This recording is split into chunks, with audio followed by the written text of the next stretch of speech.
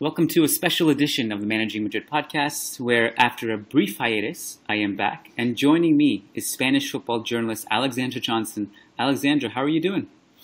I'm fine. How are you? I'm doing great. I've been wanting to get you on the podcast for a long time, and this just lines up because Real Madrid is playing Celta, and you just told me before we started recording that you're actually going to the match and commentating a game, which it lines up perfectly. We get your insight. You know Celta just as well as anyone covering the league. So I'm just really stoked to have you on. I'm glad to be on. Can you give us a rundown of what it entails of you going to the game this weekend and doing what you're going to do? Because it's commentating and it's kind of new to you, right? Yeah. I'm actually going to Madrid tomorrow, and then I will be, because I was going to Madrid for another work thing, for 4 days or 5 days or what it is. And then they called me yesterday and asked me if I could come down to Vigo and do the commentating for this game. So I will basically be on a plane 4 days in a row, but you can't turn that down. So I'm going down to Vigo on Sunday. I will land at 5, and then I have to be at the stadium at 7. So it's all very short notice and a little time to prepare, but I think it'll go fine. It's actually yeah. Go ahead. No, you. Well, my question was just going to derail it a bit. What is it like leaving Sweden and going to Spain this time of year? Is that is this something you look forward to outside of a football perspective? Generally better weather? Well, Sweden right now is an extremely depressing place to be because it's just dark 24/7 and horrible weather, and it's like that for months. So it's always nice to get away from that and go to Spain. With that said, Spain, this is probably January, February is probably the coldest months of Spain. So it won't be perfect weather there either. Probably a little bit more sun, and then it's Spain, and it's get to go to watch La Liga football. It's always the best thing you can do. So I'm absolutely looking forward to that and getting some tapas and just enjoying myself. Madrid weather this weekend, 9 degrees. I mean, I would take that weather any day of the week for this time of year. That is good. Once a year, I turn my brain off. I leave the country, go to somewhere warm with my wife, and this is me getting back today. And we were just met with waves of snowstorms in Canada. It's insane. But here I am back chatting football with you, so that is an amazing reward to get to. This game on the calendar is interesting because in kind of a rare scheduling anomaly, a team has to play Barcelona and Real Madrid back to back. So what do you think just Celta's mind frame is in dealing with that? I think Celta likes these kind of matches, especially playing at home against Barcelona and Real Madrid. If you look at previous season, they've done very well against both these teams at home, and they have gained a confidence when playing against them that they don't have it the same way when they play against other teams, which is quite interesting.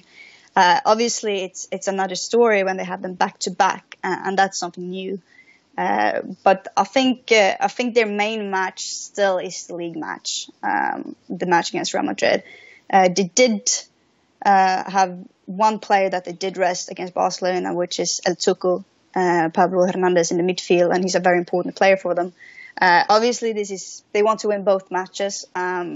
Now they only got 1-1 against Barcelona, which in one way can be seen really good for Celta, but at the same time, it's not the ideal result to get in a cup tie at home. But I think they will go in pretty much the same to both matches. I would say it's matches they want to win, and these are the kind of matches this Celta side lives for. It's the derbies against Deportivo La Coruña, and then it's the big matches against Barcelona and Real Madrid. Because they have got the feel that they can actually win over them because they have done it previously. They knocked Real Madrid out of the cup. They won over Barcelona several times. So they have that feeling that it's not an impossible match like it might have been a few years ago. So therefore, it's very exciting matches for the fan base and for the team. And I think they will go in with more or less the same mindset in both these games because it's the games they love to play. I think most teams on earth, 9.5 out of 10 teams would be thrilled with a 1-1 draw against Barca. I think in this situation, Celta might be disappointed because, for the reason you mentioned, because it's a home draw in a Copa clash, and then you have to go to the Camp Nou and take care of business, which is hard. But having said that, Celta against Barcelona, they do fairly well. I think one of the reasons they'd be disappointed is for that same reason, is that they historically, especially in recent history, they tend to outplay Barca. The other thing is you look at Barca's lineup, and I only caught all of this after the game because I was on a plane and just catching up. But Barcelona rested a lot of key players, and when I saw that, I was disappointed for Celta too. Yeah, no, but it is obviously a disappointment, but at the same time, it's Barcelona, and I think it's a bit mixed feelings for a result like that for a team like Celta. Sisto's goal was unbelievable, though. I think we'll jump into some questions that kind of just bounce around. But one question, so we put out a call to our patrons who actually sent you some questions personally before, because only our patrons knew that you were joining our show. We kind of kept it a secret for everybody else. But and for those of you who want to get in guaranteed questions and into our show and other rewards, go to patreon.com/managingmadrid. You can get different rewards. One of the rewards is a guaranteed question. So one of our patrons, Farzad Ashuri, says, "What do you think about Celta striker John Guidetti? As a Swedish person, I'm very interested. He hasn't started a single game for Celta this season, and rumors say that he is being sold this winter. Why isn't he getting the chances he got last season?" And Farzad also comments on that a bit later, and he says, "No need to answer. I just heard that he signed for Alaves, but it's not official yet as far as I know." No, nothing is official, and I actually got some inside information, so I know that it's not as close for him to sign for Alaves as media says it is. Mm-hmm. It can still become another club. It can still become nothing at all. At this point, I'm pretty sure there is talks with Alaves, and they are quite far along, but it's nothing that's going to happen today, probably not tomorrow either. It's a few days away for anything to really happen. So media said that some local media said he already done the medical, but I doubt that very much from the information that I've got. So I think we have to wait a little bit longer to know if he's actually going to Alaves or not. But I think he will in the end. But what I think about John and his seasons or his time at Celta, well, I think there is quite a few different reasons for why he hasn't played that much this season. Mm-hmm. First of all, he got a bad injury on the collarbone just before the season started in the last preseason match. So he missed the first couple of games, which with a new coach is very important matches to play and to show your worth. As Celta started the season with Unce as coach instead of Berizzo as they had before. And Guidetti also had a very good relation with Berizzo outside of the field. You could always notice when you were at the training ground, they were joking around, and they just had a good relation. Even when he wasn't playing, he wasn't feeling anger towards Berizzo because it was always an understanding between the two why he wasn't playing, and then he would play another match and so forth. And I don't think he has the same with Unce. He hasn't... I can't say for sure, but the feeling I get is that he hasn't had the same conversations with him, the same relationship really. And so that's one thing. It's the coach. Another thing is the injury, that he came in very late and then coming back from that injury and getting playing time at the same time as Celta have some exceptional attackers, and it's really hard to take a place there. You have Iago Aspas who is having an incredible season and scoring more goals than he's probably ever done before, and being just brilliant. You have Sisto, who you mentioned his goal against Barcelona before, who's been just brilliant this season. You have Maxi Gomez coming in and scoring in every match, more or less, when Guidetti was out injured, making it even difficult for him. And you have several other players. So it's one of the most difficult places to get a spot as a forward in La Liga, I would say. Of all teams, even if you look at Real Madrid, for example, you have had players who isn't performing, not even Ronaldo's been scoring in La Liga and so forth. But in Celta, all of the attackers have been performing. It had been easier if Guidetti was a midfielder or even if he was a defender, but just to get a spot in that attack when they are constantly performing on the highest level. is really difficult. And when you listen to the fans in Vigo, they really like Jon. They want him to stay, but they understand that he needs to leave and wants to leave because he needs playing time. And they will say that they want him and they want him to play, but they don't know where to put him because there's no spot for him. Yeah. And they also feel that it's not him who's not been performing per se. It's more that there is this different circumstances and he's been really unlucky. And I think that's partly right. But also, I'm not convinced that he's a player who fits very well in La Liga. Because he's a playing style that maybe is more suited for the Premier League, for a more tougher kind of football. But with that said, being in Spain has been extremely important for him. He's developed, like during his time at Celta, since he came, I've seen from the matches I've been watching how he's developed extremely during this period in the way he thinks with the ball, without the ball, how he moves, and all these key things that are important in Spanish football. I think if he, in the future, go back and play in England or somewhere like that, he will have a great advantage of knowing these things together with the playing style he already has. And I'm not sure he is the player that Celta needs really, that he really suits how they play. But I think that you can't really say, and he's gone up and down, but you can't say that he's been a disappointment. In Sweden, they want people like journalists and everyone, they don't watch the games. They just see that, okay, now Jon isn't playing. And under Berizzo, he did a lot of rotations, and it was not Jon who didn't play every game. It was Aspas didn't play every game and so forth. And Jon was actually in their best 11, so to speak. But in Sweden, they don't see that if you don't follow the games. So everyone has been commentating that he hasn't been a starter because he didn't play that league match, but then Celta was focusing on the cup and he was actually playing in the cup and so forth. So I think he's got too much criticism in Sweden because people haven't really understood the situation at Celta, and they don't really understand how good the other attackers at that club is at the moment. So I don't think he's been a disappointment. I think he's done really well actually at Celta. He's just this season he's mainly been unlucky. I would say for all the circumstances that I mentioned before. I mean, I think there's a lot there in what you said. I think the one thing that stood out was just, I think a lot of people just don't realize how unlucky he's been. I mean, you mentioned the cup appearances last season under Berizzo. He had 8 appearances. He scored 5 goals in that competition, 12 goals overall. And then you look, your point about whether is he more suitable to another league. His numbers in the Eredivisie were phenomenal with Feyenoord. He averaged over a goal a game, or close to a goal a game. Sorry. With Man City, and he was kind of like in the youth leagues that 2010-ish, that era. He was scoring a bucket of goals. But I think the one thing that people don't realize is how much he's actually been through. Like, this more than anyone. But in terms of, like, he had that virus. He had a virus which basically he lost feeling and something, and a nerve was affected in his right leg, which as a footballer, that's an unbelievable setback.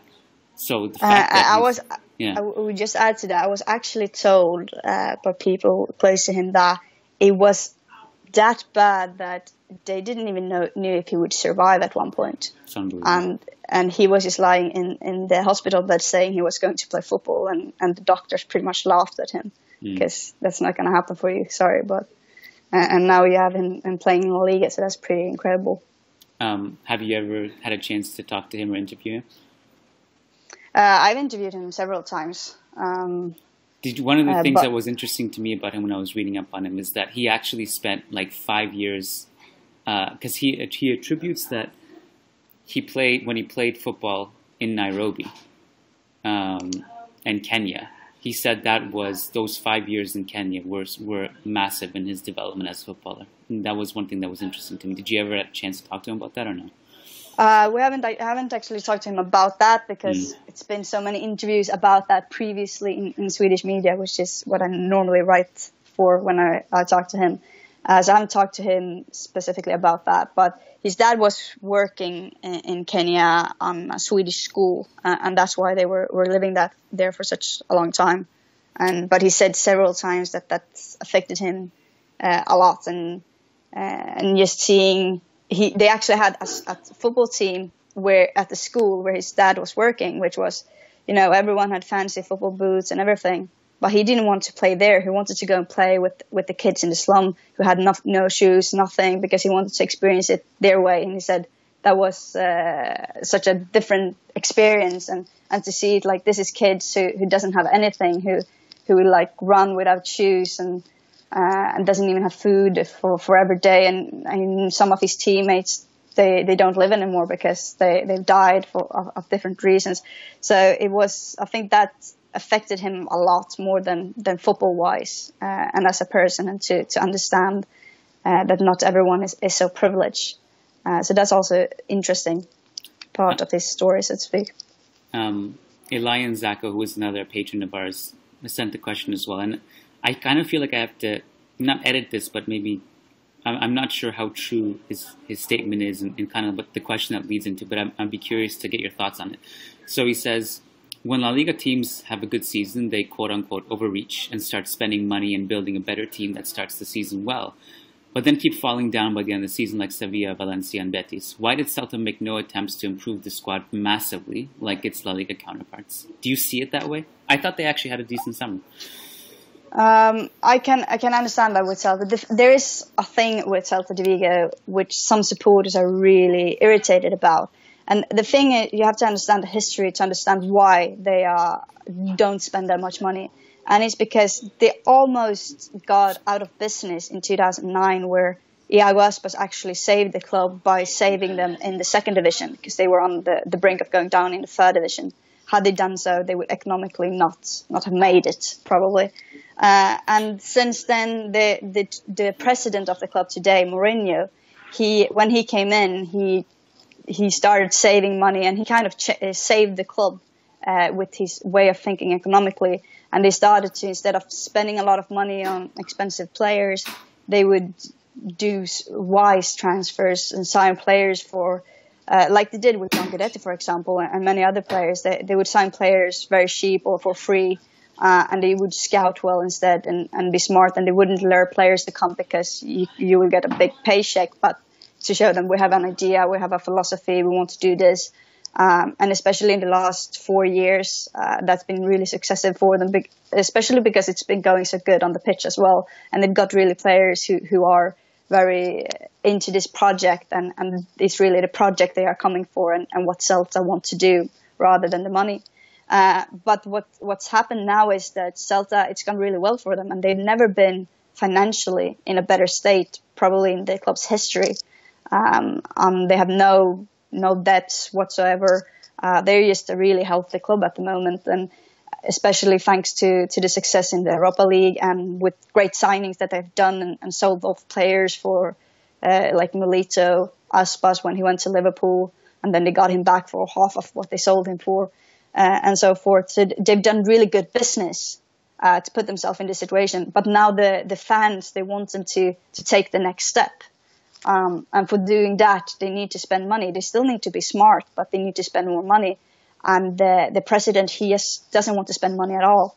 And his entire club, everyone who works for Celta have a very small paycheck. It doesn't matter what work you have, they earn really bad.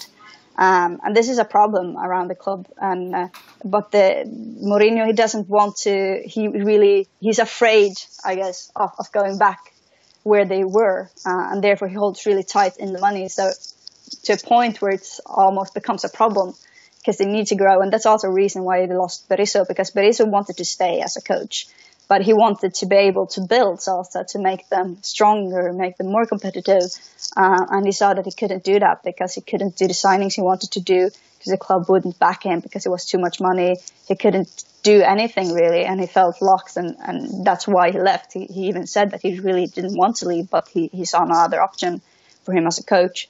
And a lot of fans, it has divided a lot of fans in the Celta community, that people love Mourinho for how he saved the club and everything he's done, and no one wants to go back to where they were. But most of the fans realize that, if we're gonna grow as a club, and if we're gonna be able to really compete to maybe in the future be able to compete for a league title or to play in Champions League or something like that, we have to build on this success. We have to build on this momentum we're in, and that's just not happening. And I think that's been one of the downsides of the season, that you see that they are not taking the next step. Instead, they are maybe taking some steps back. And there's a lot of fans who's really disappointed about this. That perspective is really important, because I think if you're, just the fact that as a club you have an obligation to think long term. You have to be pragmatic with your transfers. If if you're a general La Liga fan, most La Liga fans, including myself, just kind of like have arms in the air. Why sell Maxi Gomez to China? Yeah. This season he's having is unbelievable. You look at the flip side. They brought him in for just over €3. 3 million euros. And the profit, the way they'll be able to flip him if he goes, there's still no official word, I don't think. But if he goes, I think it's gone. Before it was more like it's going to happen, and now it's not going to happen. It's the feeling of it. But okay. I think it's a deal that Celta wants more than Maxi Gomez wants. I think he wants to stay in La Liga, but for Celta as a club, as I explained before, it's that kind of money would be a huge deal for them. I don't think they've ever got that much money for a single player, and it would change things a lot, I think. And maybe a transfer like that would help them to actually open up and start spending a little bit of money and dare to do that, and not feel like they would go back just because they try to sign good players. But I think the interesting thing, Alexandra, is that even this idea that they didn't build on their season last season. I think they lost Orellana like midway through, which, as you know better than anyone else, that just was like a cancer situation. And then it turns out that Marcelino didn't want Orellana either, and he's just a head case generally. And they're just fine without him. They brought in Emre Mor, who maybe should be playing more because he's looked impressive generally. Maxi Gomez was an amazing signing, and you got Lobotka, who's playing key minutes, and Josabed. Like it wasn't a bad summer. No, I think they, like, as a club, they are really good at doing these smart signings that maybe not a lot of other clubs see, because they do really good scouting, and they've been doing that for the last 3-4 years and been extremely successful in it. But at the same time, if they're going to take the next level, they would have to do another type of signings. And there have been one signing, for example, which is a Swedish player that they were interested in, Sam Larsson, who they almost signed this summer. But that was a case of money as well, and they decided not to do it. And that's the things that the supporters get irritated about. It's not that the supporters want them to sign Messi or Ronaldo or big players like that and spend tons of money. It's more to like take one more step and actually, if it is a really good player, put some extra money, even if it's not the big names, and let him develop, and then you will sell him and you get even more money for him. It's just like taking up a notch from what they've done. And I think there's been a few signings that a lot of supporters would have liked that have fell through because they just won't spend the money. But I think the biggest thing that irritates the Celta fans or did was what happened with Berizzo, that they didn't let him continue with what he was doing, and they wouldn't stand behind him for the signings he wanted. And he was really building something great with Celta, and it hasn't really been the same with Jonson. And even if there's been some players, as you mentioned, that have been outstanding and done much better than expected, and we've seen Sisto as also starting to find his ways in La Liga. The team overall and the way they're playing, and a little bit how Anse have rotated and not rotated, and some players that not playing at all, etc. And it feels like it's not the same harmony in the way that it was under Berizzo. And they have taken a step back, even if the signing per se weren't bad signings. It's not like they had a bad summer. It's just not that they didn't take the step that I think many Celta supporters would have liked to see. Christopher McCormick says, Celta are my favorite team outside of Madrid and La Liga this season, specifically because their front three is on fire. In my opinion, they're La Liga's new attacking trio like BBC or MSN. How did Madrid handle that attack? So the obvious, what Christopher McCormick is implying, is the Aspas-Sisto, Maxi Gomez trifecta, which has been fantastic. Yeah, it's definitely probably one of the best in the league, and Celta had one as well 2 seasons ago with Aspas, Nolito, and Oriana, and it's a little bit the same thing, but different players and a little bit of different style. This time around, where Aspas is the main figure, and the other two are incredible good as well, but it's Aspas leading it, and it's difficult to stop them, I think. As it always is when you have players that are in such form and on fire and just enjoying themselves to that degree. So I think it's obviously difficult. The one thing you can do with Aspas is to get him out of balance, because he's a guy who has a huge temperament. So he's the thing with him is that his entire football is out of passion. And I think that's one of the reasons why he failed at Liverpool and failed at Sevilla, because they weren't Celta, because he's never failed at Celta. Before he left for Liverpool, he was so good at Celta, he got his own supporter club named after him, and he had just played a few seasons and was like a youngster. He saved the club in his debut by scoring 2 goals. And he just plays so much with his heart, and so much passion goes into his game, and that's why he can be so good when it's at Celta. But there's also a downside to it, and it's that if he's getting on the wrong side and the temperaments, and he's starting to get frustrated, then he loses his head, and he can very easily pick up a red card. And as an opponent, I think you want him to pick up a red card. So I think even I'm not normally standing behind this type of ideas, but I think the best way to get Aspas off his game is to be on him all the time and just make him frustrated and not let him get through. And if he doesn't get his chances, he will start to get frustrated, especially if the game is not going for his team's way, etc. And if you get him out of balance, you have lost one of the most important in that trio. So I think that might be one secret to think about, is to just get him to get out of his balance and start getting really frustrated. Sergio Ramos is injured, but had he been playing, that could have easily worked the opposite way, where Aspas just gets Ramos under Ramos' skin and Ramos just explodes. Definitely. Well, one of the things that Real Madrid have been guilty of this season has been they commit so many bodies forward to meet a cross or just flood the final third in search of a goal, and they completely neglect like their defensive transition and facing counterattacks. And there are teams like Las Palmas who just didn't have enough quality up front to hurt Real Madrid. But if that happens against Celta, I think Celta could easily punish Real Madrid if that opportunity arises. And also the other thing is that when we talk about Sisto, it's almost like a completely new signing for Celta this season, because he was good last season, but to me he just made like a bunch of new leaps. His decision making isn't better. His final product is better. Like, this is actually like a much better version of Sisto, who was already a very good player in the league. So that's something I'd definitely be just concerned about. Definitely, I think Sisto. I think many players just never played Spanish football and in La Liga before. They need a period to adapt, and that was last season for Sisto. It was to start to understand the Spanish game, to start getting into the team, and just really adapt to playing. I think many of those who had followed him when he played in Denmark were a bit disappointed with him last season, because he wasn't living up to the hype and to what he had done before. And some people were starting to question, is he really that good?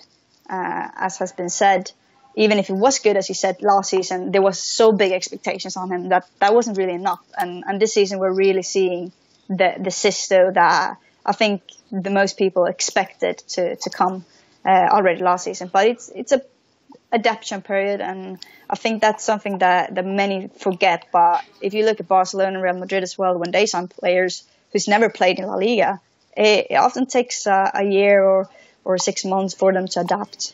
And one needs to have that in mind and patient with many players when they arrive in Spain and haven't played it before. No matter how good they have been in another league, it's a very difficult league to just get thrown into. You need some time to adapt before we see the true colors of players, I would say. And that's Sisto is a one proof of that.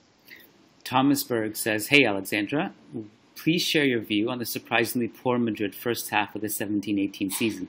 What are the main reasons of the rapid decline in performance from before the summer over the Super Cups until the Clásico disaster? So from an outside perspective, what do you? Because from an inside perspective, like the world is on fire. Like the comments we get, the questions we get, generally are about which players we need to sign, which players we need to sell. From an outside perspective, and maybe a more rational one, what has been your diagnosis here? I think in one way it's a bit of unluckiness. If you look at Real Madrid, it's not just until lately that they've had all players available. There's been a lot of injuries, a lot of sanctions, and so forth. So it's been difficult for the harmony to stay and to have the same players playing the same matches after each other.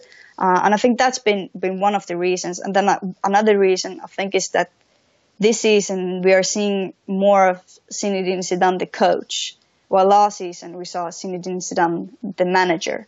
And he's very much better as a manager than as a coach. Because last season you had the players there weren't as many injuries, you had the same team, the team was more compact, and you had the players performing. And what Zinedine Zidane did was that he got out the best out of his players, and he got another time a team that's in many senses a very individualistical team with a lot of incredible individuals. He got these individuals to play more of a team than I think I've ever seen Real Madrid play in many years. And he got a player like Ronaldo to realize that he can't play in every single match, and that winning the Pichichi is not the most important thing. It's winning the Champions League, it's winning the league, etc. And in that way managed to get the best out of Ronaldo as well. And what happened this season is that Zidane got another team because there was injuries, there were players who couldn't play, and so forth. And it became where he had to work more as a coach to find technical ways out of situations and play different players with different players. And we're seeing that that's not his strength, really. So what I would think would have been the best for Real Madrid would be to have Zinedine Zidane and then have another coach under Zinedine Zidane who knows the tactics more better than Zidane does. But I think that's been the main problem. And then the frustration has built, especially if you look at Ronaldo in the league who can't score, and it's been the same on other players, that it's just not working. And as more as the frustration comes, the worse it becomes. And with Ronaldo, it's interesting because he scores in the Champions League. He can't stop scoring in Champions League, but he can't score in the league. So I think it's a lot on the mind as well. And then it's, like I said, I think it's just been a bit of the team has been unlucky in the sense that they haven't had all the players available, and it's difficult to become a team when it's new players playing on the position match for match. So I think that's my view. One more question before I let you go, Alexandra. This one is from Siddharth Kishore, another patron. He says, how big of a role will the Copa matches against Barca play in determining how Celta line up for this game? Will we see some changes to Celta's lineup to preserve their starting 11 for the Camp Nou return leg? Or will we see a full strength 11? I think they would want to play the best 11. Like I said before, they did rest El Tuco, Pablo Hernandez in the Barcelona match, so he will definitely start this match. There might be a possibility that they then will rest another player this match. So they rested one in that match and then rest one in this in order to get as much out of both matches as they can. But I think also that the 1-1 result in the match that I said before, it gives them a much difficult situation going to the Camp Nou. Would they have won, for instance, 1-0 or something like that against Barcelona, then I would definitely think that they would prioritize the cup more, and they would probably rest more players against Real Madrid. But since it was 1-1, I think they would really like to try to get the best result out of the Real Madrid match. So as I can't promise you it will be like that, I do believe that they will try to play their best 11 as they can. I would say that probably they will change the goalkeeper and put Ruben Blanco instead of Sergio Alvarez, because normally, as many La Liga teams do, they have the second keeper in the cup and the first keeper in La Liga. Now, Sergio Alvarez has been the first choice keeper at Celta for quite a long time. but I think that has changed recently, and Ruben Blanco is it now.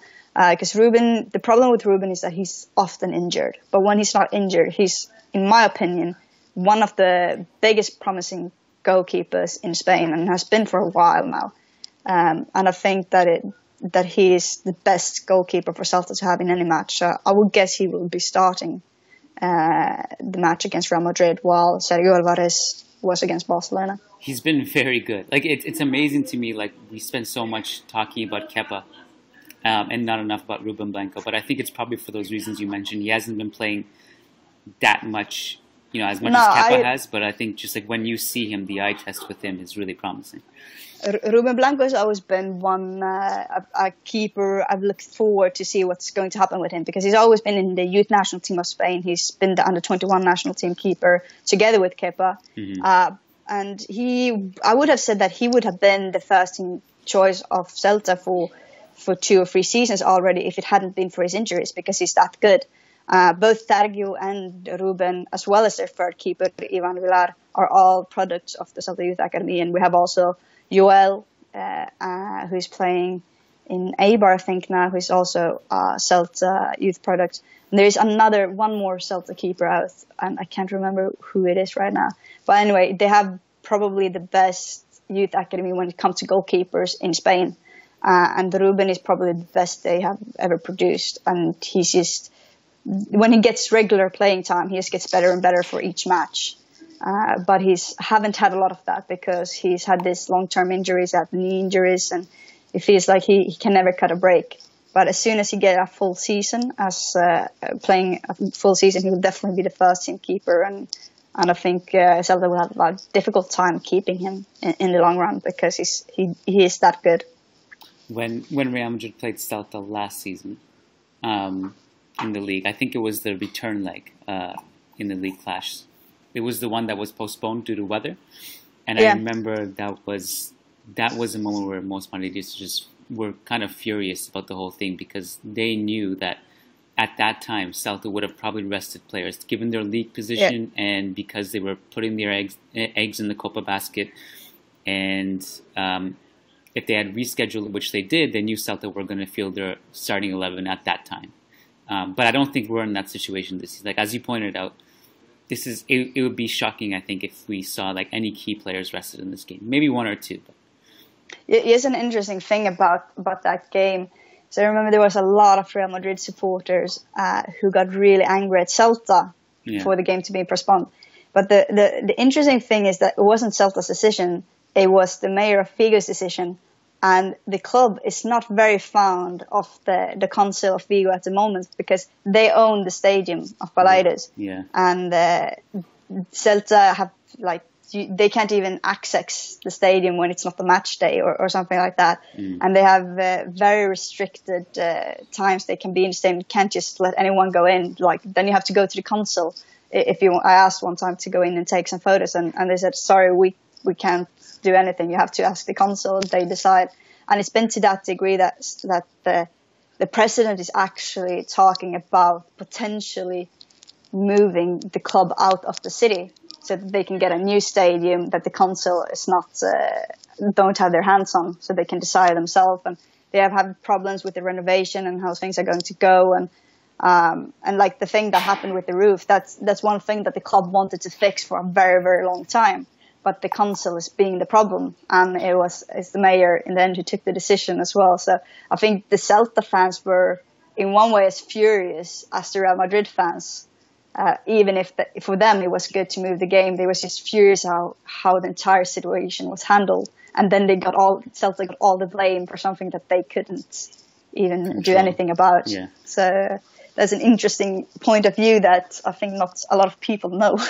I mean, it's telling that they'd even consider moving to another stadium, even after it's been renovated at Balaidos, and just for the pure reason of control, because it would be expensive for them to do so. For a club that's kind of looking to build, as many, just trying to be pragmatic and smart about their finances. That would be a big move. Yeah, exactly. Yeah.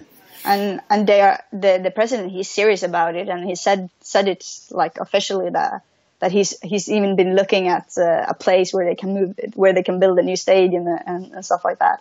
Now the fans aren't especially happy about it because they obviously want their club in the city. But then that's also a question that divides the fans, because some of them just want to get away from the council as well and just want to be like, okay, then we'll just make the drive to the stadium for the matches. Because it would actually have to move quite a long way to get outside of the area, which is Vigo, because it's more than just the city center. You have a lot. It's like a bigger part, so to speak, around. So they would have to go to Pontevedra or something like that. So it would be a rather long move, but it would still be in Galicia and as close to Vigo as they could get.